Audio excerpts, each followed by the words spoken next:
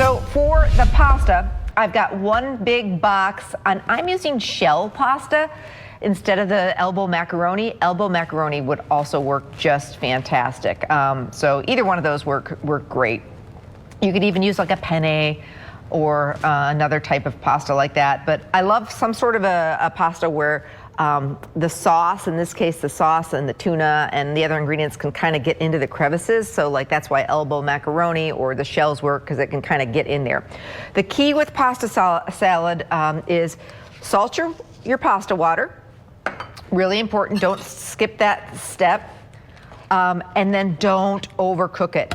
That is huge. And for this salad, I want to let the pasta cool a little bit. So I make sure that it's al dente, not mushy. Nobody wants a pasta salad where you go to toss it up and the pasta just gets mushy. And that's because a lot of times we get busy checking emails, doing a load of laundry, all that kind of jazz. And next thing you know, we've overcooked the pasta. So even if it helps in the summer, I know we're all busy, to set a timer.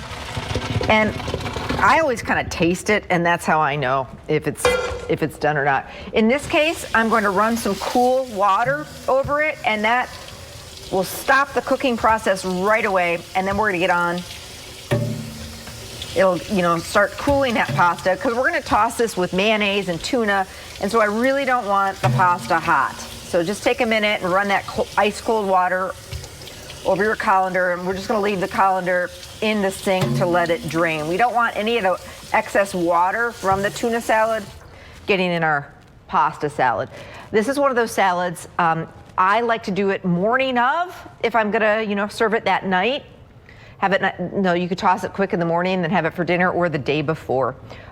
It's got tuna fish in it. It's gonna keep in your fridge for like 3 or 4 days. But with tuna fish, I really don't want to go much longer than that. Okay, so let's get on to the rest of the ingredients.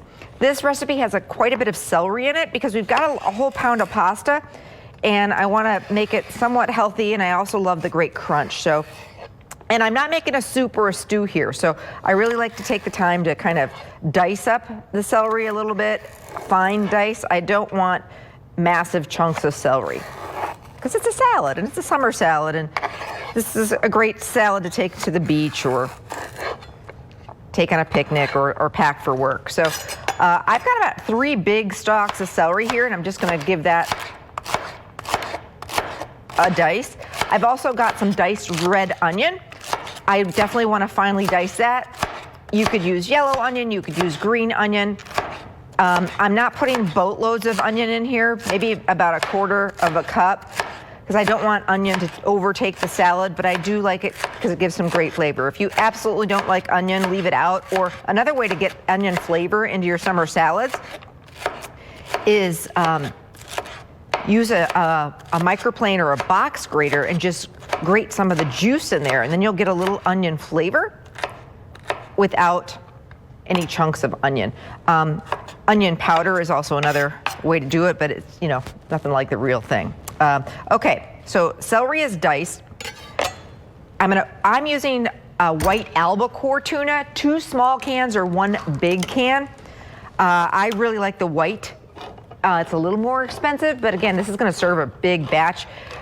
Depending on the price of tuna, which I know groceries are all so expensive these days, you can make this whole recipe for under $10. And when you find tuna on sale, that's a great thing. I like to drain it, and sometimes I'll even rinse the tuna with water. I do like to break it up a little bit. So whether you use a chunk-like tuna or the albacore, definitely take some time to break it up. One of the big cans, I find sometimes you get more meat in the big cans. They're a little more expensive, but the little cans sometimes it's just full of water. I like to use a water-based tuna, not an oil-based, but that's just me. Okay, so I'm just kind of chunking that up. We're going to add in our celery and our onion. A very simple recipe, but sometimes I think simple is best. And I do have a definite secret ingredient that makes this salad extra special. All right, in goes my red onions. I like peas in my tuna salad. And a little secret for you, if you put frozen peas, these are just frozen peas, that I have not cooked, and if they're even straight up frozen, they will keep your salad cold. So if you're mixing this up and you're going on a boat ride or something, or you want to, take it to the beach, put those frozen peas in there. They'll thaw and they'll keep your salad nice and cold. So a little bit of a tip here. And now I'm going to add some mayonnaise. I always start with the least amount possible. You can always add more. So I'm going to start with about a good cup. I'm using mayonnaise, not Miracle Whip, because I don't want the sweetness in there. If you're a Miracle Whip type of person, you like it sweet, that's it's your tuna salad. Make it how you want. Definitely a good amount of salt and pepper. And now we're going to add our pasta, our cooled shell noodles. A big bowl is real important. In fact, I might even start mixing this around.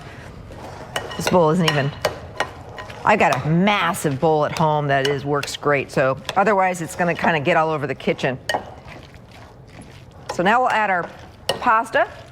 And I can tell I'm already going to need some more mayonnaise. One thing to keep in mind, always do a mayo check before you're serving.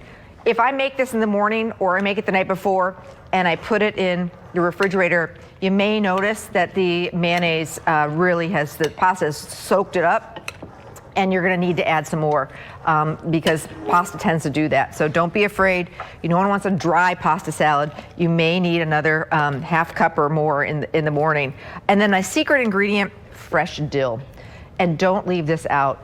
Pretty soon you're going to be seeing it at the farmer's market. Maybe you're growing it, but it really gives it so much flavor. Dried dill would also work. Fresh is going to be best. A good amount of it. Chop it up. And it really works great to flavor the pasta and take the fishiness out. Sometimes I'll put a little lemon juice in here too.